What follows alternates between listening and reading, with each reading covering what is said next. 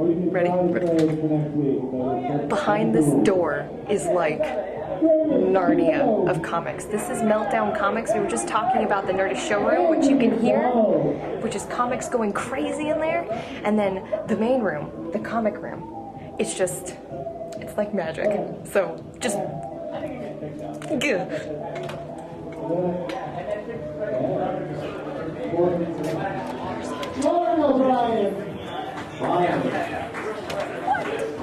Jeff Albert.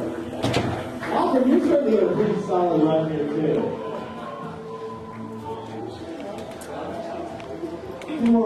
So, the Doctor really likes comedy, right? Like, he's always very funny. I think it's exciting that he's here to, of course, watch comics do their stand-up comedy.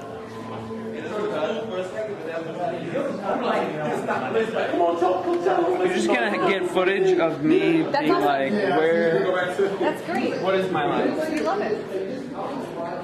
What? The art of wind rises. What is it? Oh yeah, we have a guy who's freaking out about that. Who's so happy to have it, and I was so happy to sell it to him.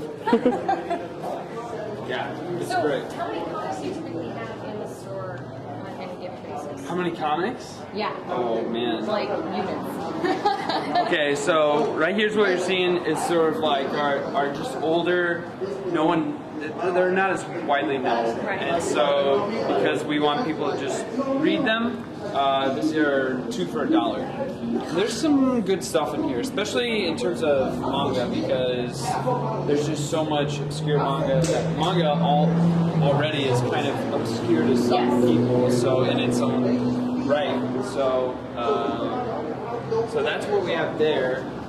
This is more local, smaller things. So if you like pick up little hipsters and were to read it, there's actually quite a few like local That's so cool. joints that they depict. And I mean, how many times have you seen that guy on the pier? You know. So these are like smaller local, and then this is the table that we have for our ink studs coming up this Thursday. We're actually having Brandon Graham, who's done King City. No, Ink Studs is like a podcast with Brandon Graham and I forget the other gentleman's name. I think it's Roy. No, Roy's who he's doing art with. I'll know by tomorrow. But Brandon Graham is the gentleman that did King City. He's currently sort of spearheading Prophet and also did multiple Warheads. And he's a pretty big name right now and growing. And we also have Pendleton Ward coming in, the creator of Adventure Time. Thursday, if you want to meet him, that's when he's going to be here. Thursday. Along with one of the Hernandez brothers, which is on the show. Musical interlude. No music. Yes. So this is for the event. Right, We so usually have an what's events table. These are for the kids. Basically, for the children. For the kids. This is my section. Is it? But so we usually have that up front so that the kids come in right away and go, I want that, rather than having to venture all the way to the back. Yes, we're all expensive. Yeah.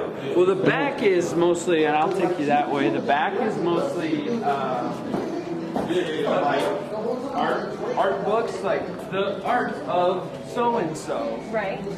We put it there because if you're a true diehard art fan and you even know who that person is, you have to work for it. So, you have to find it. And so this is what we have. Ooh, how to draw alien babes and princesses. I mean, I've read that like 6 times. Well, yeah, I mean, who wouldn't? It hasn't made me any better at drawing alien babes, but It sure is fun to read. yeah.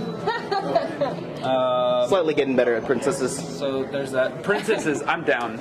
Pat. But the babes part. And then this is more. So this is.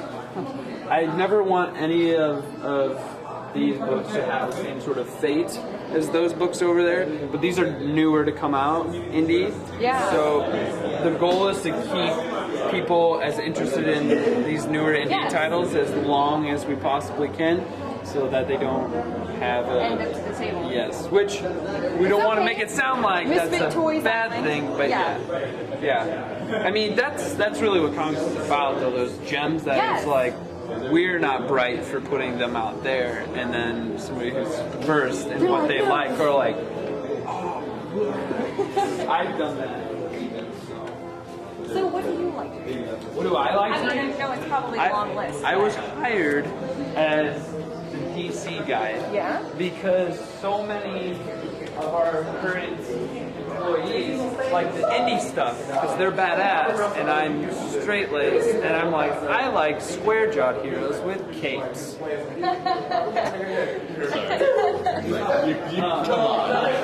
I like DC, and so I pretty much try and make sure that we're stocked in most of the DC books that I know, and Green Lantern is my hero.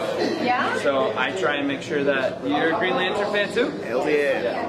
So, about the movie? Biggest piece of trash ever. No, actually, I defended it pretty hardcore. I've got a gentleman here, so I'll walk and talk.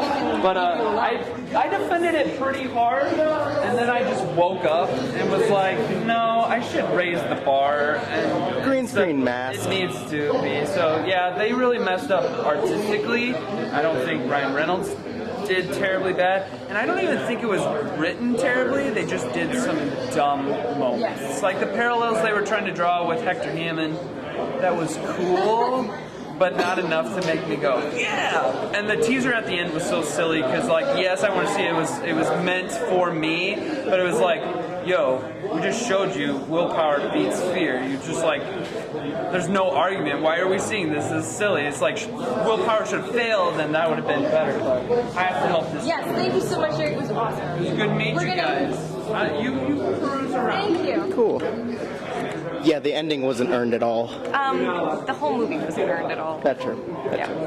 Okay, so from our newfound awesome friend, Derek. He works in a place where there is more indie comics than there are mainstream comics, which is very cool to me. Okay, so this looks cool. Lucifer. But just